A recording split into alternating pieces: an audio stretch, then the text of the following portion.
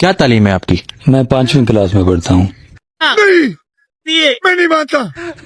यार आपकी उम्र से लग रहा है कि आपको यूनिवर्सिटी में होना चाहिए था। मेरी टीचर बोलती है slow study wins the race, इसलिए मैं स्लो स्टडी करता हूँ। तो आप अपने अखराजात कैसे मैनेज करते हैं?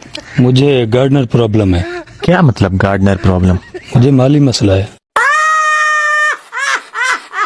तो आप दुकान खोल लो ना। मेरे दोनों कान ओपन है। तो आप दोस्तों से मदद लो ना। दोस्त मुझसे कोई एक्स्ट्रा मैरिटल अफेयर नहीं रखते। क्या मतलब आपके दोस्त आपसे एक्स्ट्रा मैरिटल अफेयर नहीं रखते? उनकी शादी हो गई है ना, इस वजह से वो मुझसे ज्यादा ताल्लुक नहीं रखते। अच्छा।